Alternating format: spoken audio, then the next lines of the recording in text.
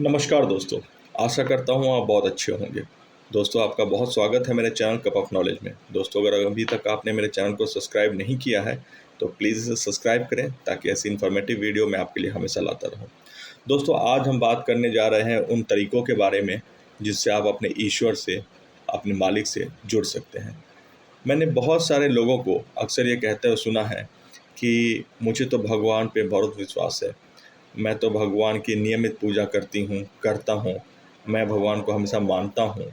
लेकिन अगर भगवान में आप सच में विश्वास करते हैं, तो उसे हर क्षण आनंद से रहना चाहिए, क्योंकि जो भी हो रहा है उस एक ईश्वर की, उस एक शक्ति की मर्ज़ी से हो रहा है। तो कभी भी टेंशन लेना, उसके लिए चिंतित होना, दुखी होना, चाहे कैसी भी परिस्थिति हो, उसको नकारात्मक ढंग से लेना, ये जीवन में नहीं होना चाहिए। क्योंकि कहीं न कहीं प्रभु हमारे साथ है, हमेशा है, हम उस पे विश्वास करते हैं। जब हम उस पे विश्वास करते हैं तो हमें ये मान के चलना चाहिए और जो हो रहा है वो हमारे लिए कर रहा है और वो हमारे लिए अच्छा ही करेगा। तो हमें जीवन में क्या करना चाहिए, कैसे करना चाहिए, जिससे हमें ये हमेशा महसूस हो कि हम प्रभु के साथ हैं, वो हमारे साथ हैं। क्योंकि जीवन में हर व्यक्ति को किसी न किसी सहारे की ज़रूरत है। इंसान कभी इंसान का सहारा नहीं बन सकता। इंसान का मन जो है दोस्तों परिवर्तनशील है और वो हमेशा कुछ न कुछ परिवर्तन में लगा रहता है। अगर आपको सच में सहारा चाहिए तो वो सहारा ईश्वर से, उस एक शक्ति से मिल सकता है, प्रभु से मिल सकता है।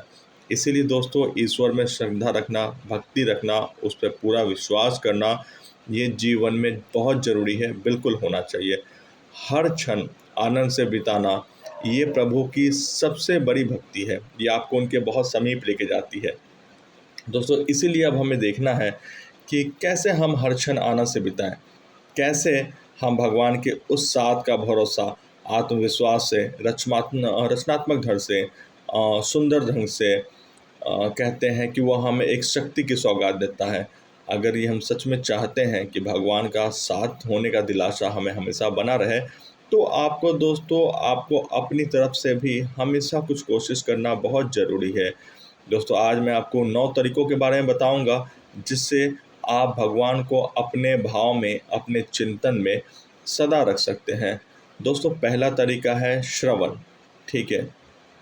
सर्वशक्तिमान के गुणगान और उनकी लीलाओं को सुनते रहना। इस मामले में अगर आपको किसी को गुरु मानना है तो आप हनुमान जी को मानिए। कहा जाता है दोस्तों कि हनुमान जी हर राम कथा के श्रोता बनते हैं। वो हर जगह दौड़ के चले जाते हैं जहाँ राम का गुणगान हो रहा हो। ठीक है दोस्तों, प्रभु की लीलाओं को ध्यान से सुनना, मग्नबुंद होकर सुनना, इससे बढ़ के हनुमान जी के लिए कुछ भी नहीं है। इसलिए ईश्वर पे आधारित ग्रंथों और शास्त्रों को पढ़ते रहिए, चाहे वो पौराणिक हो या दार्शनिक हो। ऐसा करते हुए आप भगवान की महिमा से सीधे जुड़ रहेंगे दोस्तों। दूसरा जो तरीका है कीर्तन। भगवान की महिमा का जो गायन हो, कीर्तन हो, जो जप है, उसे कीर्तन कहते हैं। इस मामले में आप भगवान कृष्ण की जो लीलाएं हैं गोपियों के साथ की, उससे आप सीख सकते हैं। गोपियाँ इस तरह की भक्ति के लिए सबसे अच्छा उदाहरण थी। कृष्णमय हो जाना, कृष्ण में के प्रेम गीत गाते रहना, ये उनकी दिनचर्या का हिस्सा था। आप प्रतिदिन भगवान की स्तुति करने वाले मंत्रों का जाप या भजन गा सकते हैं। तीसरा है दोस्तों उपाय स्मरण। हर क्षण ईश्वर को, अपने उस एक प्रभु को याद करते रहना। इसका बहुत अच्छा एग्जाम्पल है भक्त प्रहलाद। वो हमेशा प्रभु को स्मरण में लीन रहते थे।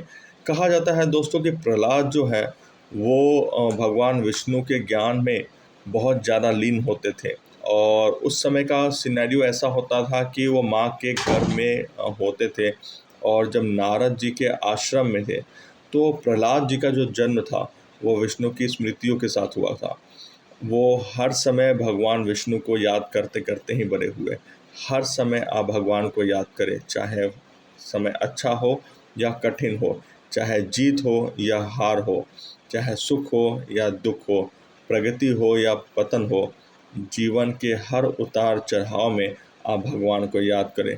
दोस्तों, याद रखिए, इस जगत में भगवान के मर्जी के बिना एक पत्ता भी नहीं हिल सकता। सो जो भी होगा दोस्तों वो अच्छे के लिए ही होगा, जो भी होगा वो उसी की मर्जी से होगा। चौथा, पाद सेवा, भगवान के चरणों में अपना सर्वस्व अर्पित कर देना। ईश्वर और ब्रह्मांड के विशाल शक्ति के आगे अपना अहंकार त्यागे प्रभु की सेवा करें दोस्तों। भरत इसका सबसे अच्छा उदाहरण है। जब राम भगवान वनवास गए तो भरत ने राम के पादुका को लेकर के सिंहासन पर रख करके राज्य का संचालन किया था, और इसी से भरत को काफ़ी संतोष मिला और कि उनके काफ़ी प्यारे भाई राम वहाँ पे मौजूद हैं। वहाँ पे वहाँ पे कहते हैं कि भगवान श्री राम के लिए भरत ने राम की अच्छाई और दिव्यता के लिए अपने आप को समर्पित कर दिया।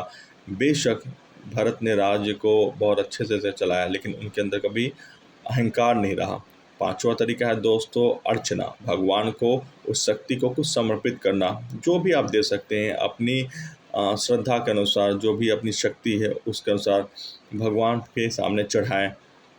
कहते हैं कबीर भगवान ने एक कबीर की दोहा है, मोको कहाँ ढूंढे रे बंदे, मैं तो तेरे पास में, मैं तो ना मंदिर ना मस्जिद ना मैं काबे कैलाश में, खोजी हो तो तुरंत ही मिली है, पल भर की तलाश में, मैं तो हूँ विश्वास में।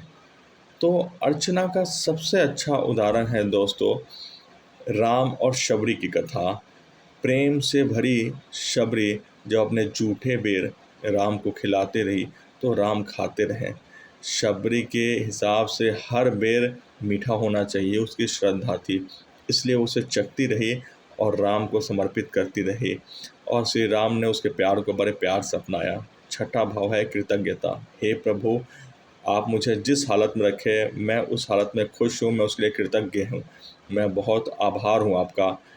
कहते हैं दोस्तों कि पुराणों में एक बात आती है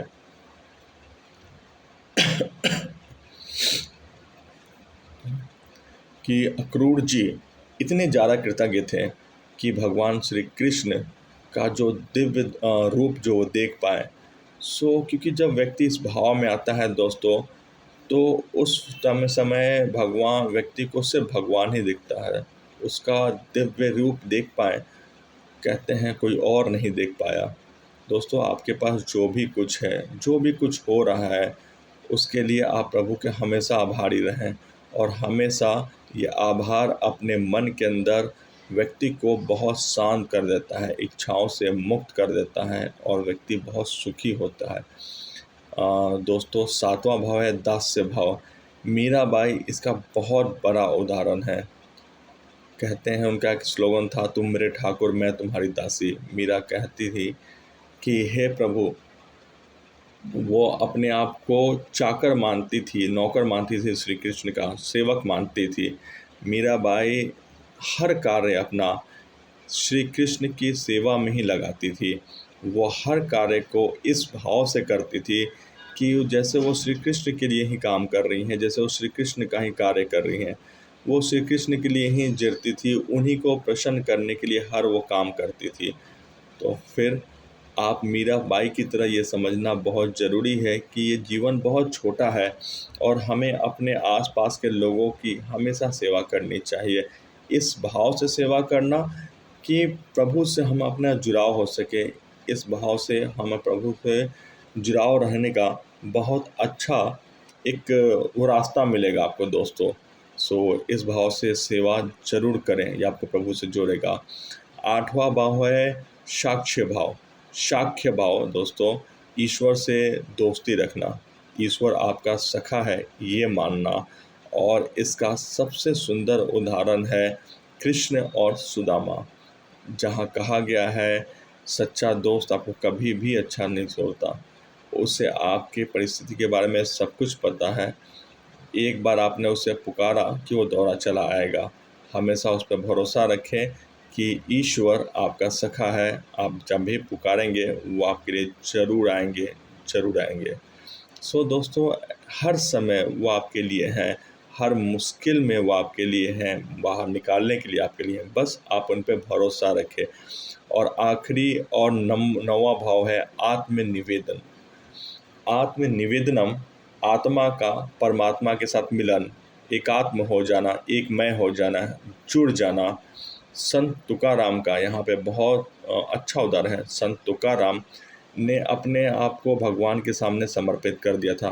तुकाराम का ये मानना था कि कोई भी व्यक्ति ईश्वर अलग अलग नहीं है। उन्हें कुत्ते में भी ईश्वर दिखाता था, हाथी में भी दिखता था, शेर में भी, गाय में भी, हर मनुष्य में भी उन्हें ईश्वर दिखाई देता। वो ईश्वरमय हो चुके थे। उन्हें हर जगह ईश्वर ही ईश्वर दिखाई देते थे। तो दोस्तों, अब इन बातों को याद रखिए। इस विशाल ब्रह्मांड में हमारा अस्तित्व बहुत ही तुच्छ है दोस्तों।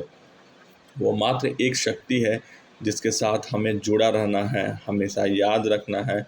वही एक शक्ति है जो सब कुछ चला रही है, और वो जो भी हमारे लिए कर रही है वो कुछ अच्छे कारण से कर रही है। और इस भाव के साथ हम किसी न किसी तरह हम उसके साथ जुड़े रहें, हमें यही प्रयत्न करना है दोस्तों, क्योंकि वही एकमात्र रास्ता है हमें अपनी ज़िंदगी को सुखमय बनाने का और अपने सबसे प्रिय ईश्वर उस एकमात्र शक्ति के साथ जुड़ाव महसूस करने का। ये आपको बहुत ही ज़्यादा आत्मीय सुख देगा दोस्तों। तो उम्मीद करता हूँ आपको ये वीडियो आज बहुत अच्छी लगी हो, आज आपने इनसे बहुत सारी बातें सीखी हों।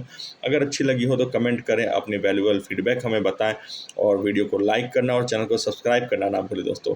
ये हमें अप्रिशिएट करता है ताकि हम आपके लिए ऐसे ही बहुत इन्फॉर्मेटिव वीडियोज़ बना सकें। अपना ध्यान रखें, अपने परिवार का ध्यान रखें दोस्तों। नमस्कार।